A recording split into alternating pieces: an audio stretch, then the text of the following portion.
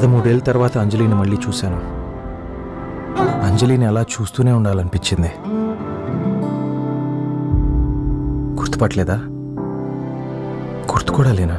మళ్ళీ రావా ఈ చోటకి, మరిచిపోలేక ముమ్మాటికి.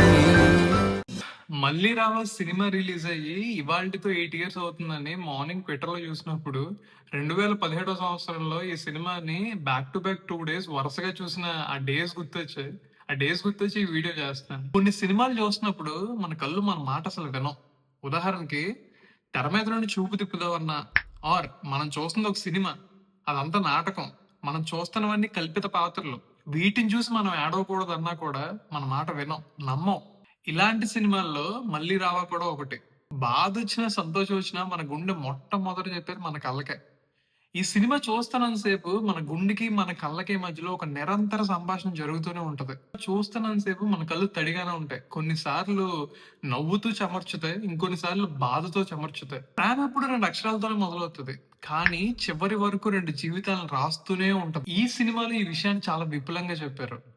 నువ్వు ఒక మనిషిని ప్రేమిస్తే గనక మనిషిలో వచ్చే మార్పును కూడా ప్రేమించగలగాలి. ఇదే ఈ cinema story. Sumanth and Akanksha Singh acting అయితే అద్భుతంగా ఉంటది. ఆఫీస్ లో ఎంప్లాయీస్ మధ్యలో జరిగే ఎపిసోడ్స్ కూడా చాలా ఫన్ క్రియేట్ చేస్తాయి.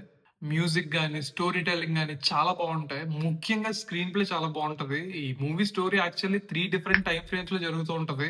సో 3 డిఫరెంట్ టైం ఫ్రేమ్స్ ని నాన్ లీనియర్ స్క్రీన్ ప్లే ద్వారా మనకు చెప్తూ ఉంటారు. అది చాలా బాగుంటది సినిమాలో. మీరు ఒకవేళ ఈ సినిమా చూడకపోతే గనక సన్నెక్స్ లో స్ట్రీమ్ అవుతుంది, చూడండి. ఒకవేళ చూసుంటే గనక ఈ సినిమా మీద మీ ఒపీనియన్ ని కింద కామెంట్స్ లో షేర్ చేసుకోండి.